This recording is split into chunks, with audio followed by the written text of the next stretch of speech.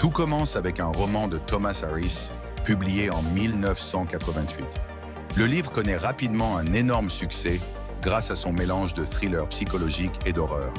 Très vite, Hollywood veut une adaptation. Le réalisateur Jonathan Demme est choisi pour diriger le projet. Mais au départ, beaucoup pensent que le film sera trop sombre et dérangeant pour le grand public. Même le personnage d'Hannibal Lecter pose problème. Parce que contrairement aux méchants classiques du cinéma, Lecter est calme, intelligent, presque élégant. Une approche beaucoup plus inquiétante. Pour le rôle, plusieurs acteurs sont envisagés, mais c'est finalement Anthony Hopkins qui est choisi. Et ce qui est fou, c'est qu'il apparaît très peu à l'écran, mais devient pourtant le personnage le plus marquant du film. Face à lui, Jodie Foster accepte un rôle extrêmement difficile.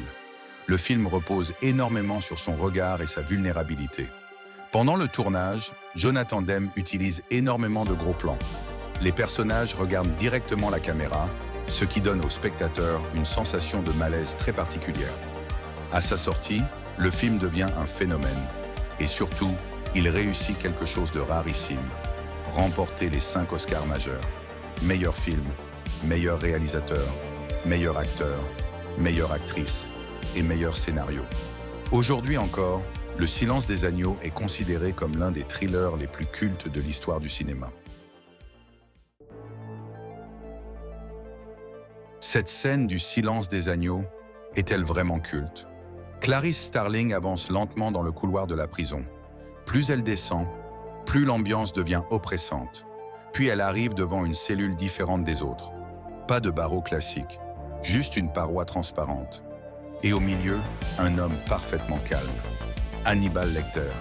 Et c'est ça qui rend la scène aussi dérangeante. Il ne crie pas, il ne menace presque pas.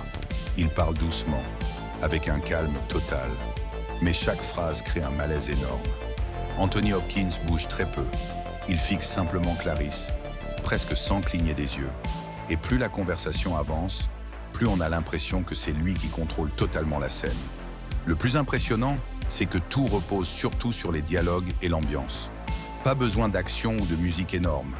Juste 2 personnages qui parlent, et pourtant la tension devient insupportable. C'est ce mélange de calme, de peur et de manipulation qui a rendu cette scène totalement culte.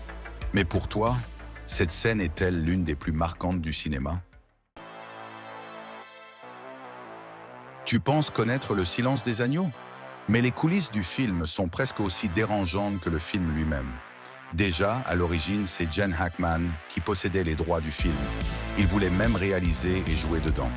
Et pour le rôle de Clarice Starling, le premier choix était Michelle Pfeiffer.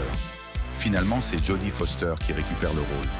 Le film est adapté d'un roman de Thomas Harris et les personnages d'Hannibal Lecter et Jack Crawford existaient déjà dans une autre adaptation plusieurs années avant. Mais ce qui est fou, c'est le niveau de préparation du tournage.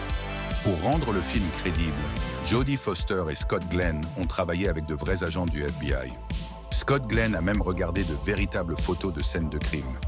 Plus tard, il dira avoir perdu une part d'innocence après ça. Et pour créer Buffalo Bill, l'équipe s'est inspirée de plusieurs vrais tueurs en série, notamment Ed Gein, Ted Bundy et Gary Heidnik.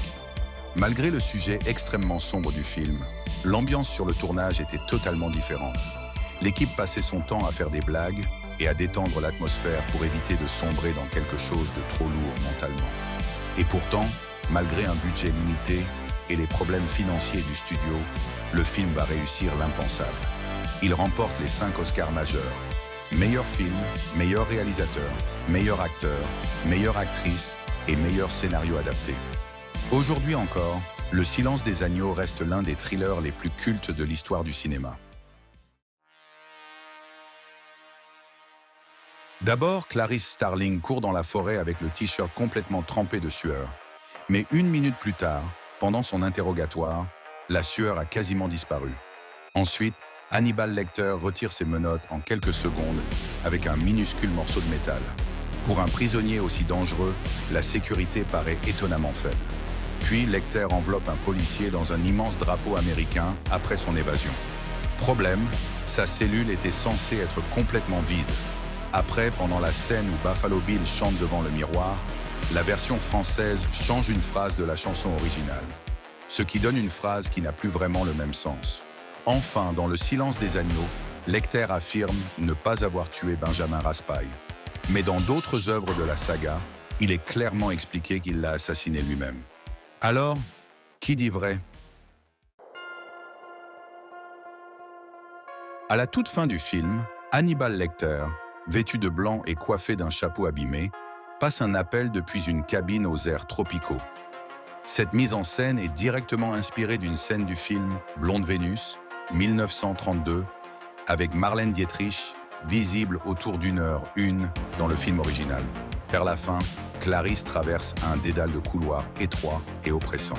Cette ambiance et cette construction visuelle reprennent presque plan pour plan une scène de l'épisode Un chat parmi les pigeons de la série Chapeau melon et bottes de cuir, 1977.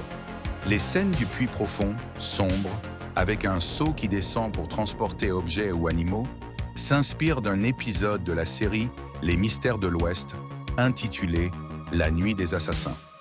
La scène de transfert de Lecter à l'aéroport est inspirée du film L'affaire Macomber, 1947.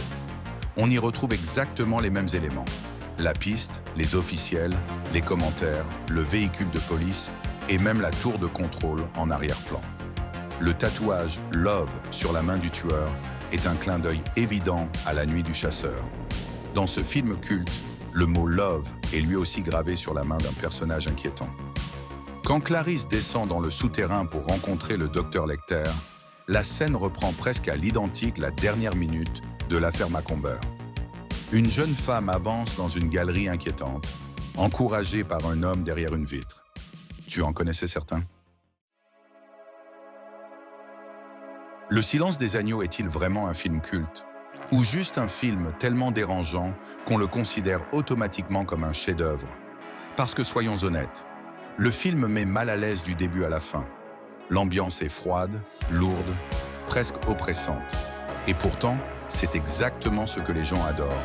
Le problème, c'est que beaucoup parlent surtout d'un personnage, Hannibal Lecter. Alors qu'au final, il apparaît très peu à l'écran.